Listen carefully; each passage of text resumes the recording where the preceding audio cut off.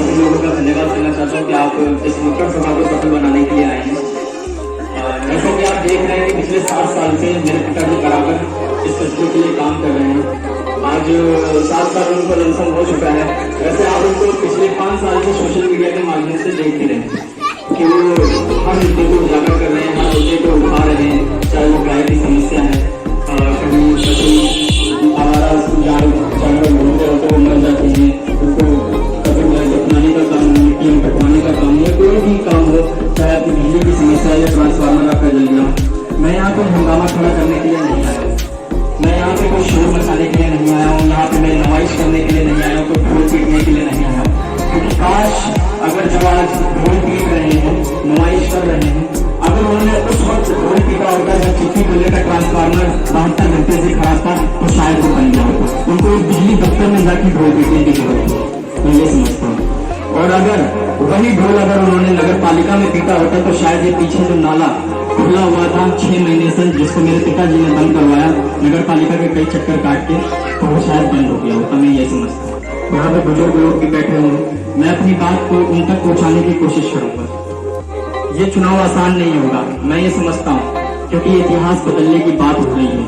आपने कई लोगों को मौका दिया है, कई लोगों को, और मैंने देखा है कि लहर को सही में लहर की तरह एक ही बारी में किसी न किसी को जिता देता है।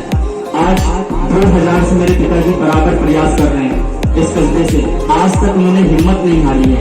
और मैंने सुना है जब कोई आदमी हिम्मत नहीं हारता वो एक दिन कामयाब जरूर होता है, और एक ना एक दिन कामयाबी से मिलती है। पर मैं ये भी समझता हूँ कि अगर इस बार नहीं तो कभी नहीं, अगर इस बार आप इनको इलेक्शन नहीं जिता पाए तो आप कभी नहीं जिता सकते, क्योंकि चेयरमैन का इलेक्शन फिर वो कभी नहीं लड़ेंगे। ये मैं आज साफ कर देता हूँ। यहाँ पर मैंने गुरखेत बाजार से कहा था कि मेरे पिताजी का हक बनता है। आज मैं आपको बताता हूँ, आज ही के दिन मैंने 2 वोट पक्के करे हैं हक वाले। आज हम एक मिट्टी में गए हुए थे, मौजूदा चेयरमैन साहब भी वहाँ पे मौजूद थे, इस बात के गवाह वहाँ पे खड़े हुए लोग थे। मेरे पिताजी ने बोला कि आप भी मुझे अपना एक वोट दे दीजिएगा क्योंकि मेरा हक बनता है। तो उन्होंने बोला जी बेशक, क्यों नहीं, मैं आपको एक वोट दूंगा अपना, क्योंकि आपका हक बनता है। ये उन्होंने बात कही है। अब अपनी बात पे अटल रहेंगे उसका मुझे पता नहीं है, पर उम्मीद पे दुनिया का है, भरोसे पे दुनिया का है, तो मैं समझता हूँ वोट मेरा पक्का हो गया। और दूसरा वोट पूर्व चेयरमैन का आज मैंने पक्का कराया, क्योंकि उन्होंने भी यही बात कही थी कि आप बहुत अच्छे आदमी हैं, आपका हक बनता है, मैं आपको फोटो खींच के दिखा दूंगा। कई लोग वहाँ पे मौजूद थे, इस बात की गवाह वहाँ पे खड़े हुए लोग थे। आज मैंने वो 2 वोट पक्के कर लिए हैं, बाकी प्रत्याशियों से मैं अपने वोट पक्के करवा लूंगा। मैं बूंद बूंद से सागर बनाने आया हूँ। लोगों के पास गठरी रखी हुई है, वो बोल रहे हैं कि मैं 20,000 से जीत रहा हूँ, मैं 15,000 से जीत रहा हूँ, मैं तो नहीं कहूंगा, मैं खुद को जीरो समझ रहा हूँ। और मैं आप सबको एक के पीछे जहाँ जीरो लगेगा वो गिनती 10, जब डबल 1 बनेगा उसके पीछे तो 110, और एक 11,001, ऐसे मैं अपनी गिनती को भी करूंगा। और जहां ये जीरो लग जाएगा उस बंदे को जीरो बनने में समय नहीं लगेगा, मैं ये समझता हूँ।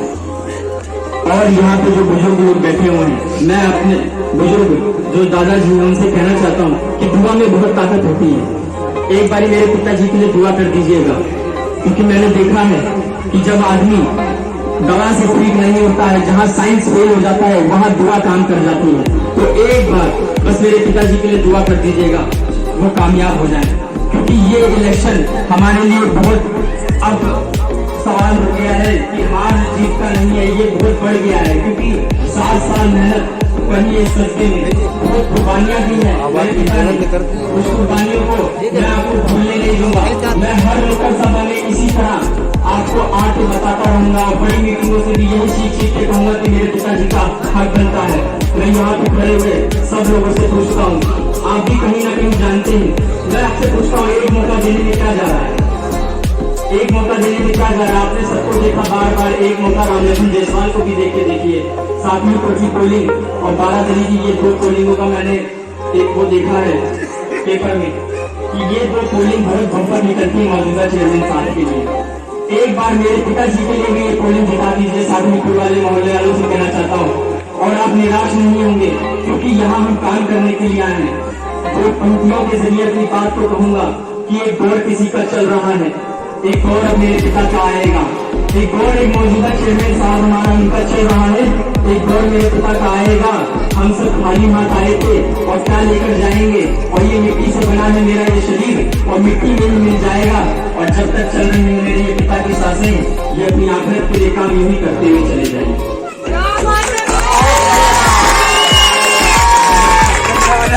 मैंने आठवें का जिक्र कैसे किया, मेरे पिता का मानना है कि इस जहां के बाद के जहां है, उस जहां के लिए हमें काम करना है आखिरत के लिए। मेरे भाई, यहाँ पे जितने भी लोग हैं, जिसका जन्म हुआ है मरना तय है, ये निश्चय है कि एक ना एक दिन मरेंगे। पर उस मौत से पहले, उस कब्र में जाने से पहले, उस जलने से पहले हम एक बार ये क्यों न सोच लें कि कुछ ऐसा कर जाए कि इस धरती पे हमारा नाम अमर हो जाए। क्योंकि मरना सबको है, और मरने से पहले आप अपना नाम अमर कर सकते हैं, कहीं लिखवा सकते हैं। उसी नाम को अमर करने के लिए इस नगर पालिका के चुनाव को मेरे पिता लड़ रहे हैं कि अगर एक बार कस्बे की जनता ने मुझे मौका दिया और मेरे जरिए ये स्कूल बेहतर हो गए, मेरे जरिए ये अस्पताल सुधर गया, या मेरे जरिए ये सड़कें उस हिसाब से बन गई जिस हिसाब से बनानी चाहिए थी, तो फिर लोग मेरा नाम लेंगे। कहीं चार लोग बैठेंगे तो कहेंगे ये रामलखन जायसवाल थे जिन्होंने स्कूल सुधार दिया, ये रामलखन जायसवाल थे जिन्होंने ये हॉस्पिटल बेहतर कर दिया, ये रामलखन जायसवाल थे जिन्होंने इन सड़कों का निर्माण कराया, आज भी टिकी हुई है। ये नालियों से जो पानी बाहर बहता है अब नहीं बहता है। मैं ये समझता हूँ, आप एक बार हमारा सहयोग जरूर करिएगा। सातवीपुर मोहल्ले के लोगों से मैं स्पेशली कहना चाहता हूँ, और मेरे जो यहाँ खड़े हुए युवा भाई हैं, मैं भाई मैं तुमसे कहना चाहता हूँ, ये दौर हमारा है और मैं जानता हूँ हमारे ऊपर जिम्मेदारियाँ आएंगी। हमारे पिताजी नगर पालिका के चक्कर नहीं काट सकते हैं। हमें एक ऐसा चेयरमैन चाहिए जो हमारे पास चल के आए, हमारे कामों पे, हमारी समस्या पे चल के हमसे पूछ के काम करे, क्योंकि हम दफ्तरों के चक्कर नहीं लगा सकते हैं। मैंने देखा, मैंने सुना यहाँ पे कि एक सिर्फ मोहर के लिए हफ्ते हफ्ते लोगों को चक्कर लगाने पड़ते हैं। यहाँ पे मेरे पिताजी जेल में मोहर लेके घूमेंगे और जहाँ आप बताएंगे वही ठोक देंगे और साइन कर देंगे, चाहिए अपना काम करा लीजिए। मैं ये समझता हूँ एक बार बस आपको मेरे सहयोग करने की जरूरत है। आप उन्हें हल्के में मत लीजिएगा, भोकाल पे मत जाइएगा। हो सकता है कि चुनाव जब नजदीक आएगा तो रिश्तेदारी देखी जाए, बिरादरीवाद देखा जाए, धर्म देखा जाए, पर मैं कहता हूँ इन सबसे उठकर एक चीज देखने की जरूरत है, और वो है काम। कि काम किसने किया, 7 साल मौजूद कौन था, 7 साल हमारे कंधे से कंधा मिला के कौन चल रहा था, ये चीज देखने की जरूरत है।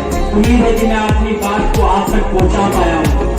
और रही बात हक की, तो मैं एक और बात कहूंगा, अगर उस 30 सेकंड जिस दिन वोटिंग करने का दिन होगा, आप सब पोलिंगों पे जाएंगे, उस 30 सेकंड के अंदर आप पोलिंग देंगे, पर उस 30 सेकंड के अंदर एक बार 1 सेकंड के लिए अपने दिल पे हाथ रख के पूछ लीजिएगा कि ये वोट मैं देने जा रहा हूँ, उसके हक किसका बनता है, तो दिल से यही आवाज आएगी, वो है रामलखन जायसवाल।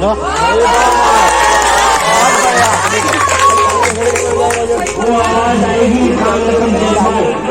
आप जो मर्जी सोच के चले हो, आप ये सोच के चले हो कि मैं अपने भाई को आप ये सोच के चले हो कि मैं अपनी बिरादरी को वोट देने, आप ये सोच के चले हो कि मैं रिश्तेदार को वोट देने आया हूँ। पर अगर आपने ये पूछ लिया अपने दिल से उसका हक बनता है, तो वो रामलखन जायसवाल की बात आएगी। अंत में मैं अपने पिताजी को पसंद बुलाऊंगा कि वो आगे बताएं कि वो क्या क्या कर सकते हैं आपके लिए। और उससे पहले अपनी चंद पंक्तियां लास्ट में मैं कह के जा रहा हूँ कि पता है आपको और पता है रब को कि मेहनत में मेरी कमी नहीं, पता है आपको, पता है रब को कि मेहनत में मेरी कमी नहीं। और वो जीना क्या जीना यारो जिसमें किस्मत से खड़ी नहीं। माना चलती कठिन परीक्षा पर मेहनत मेरा हथियार है, और दूरों से लेकर दीक्षा अर्जुन रण को तैयार है। सबर का भैया बांध न टूटे, गला में किस्मत का घुटूंगा, और बस चंद दिन अब बाकी है, बन चेयरमैन में लौटूंगा।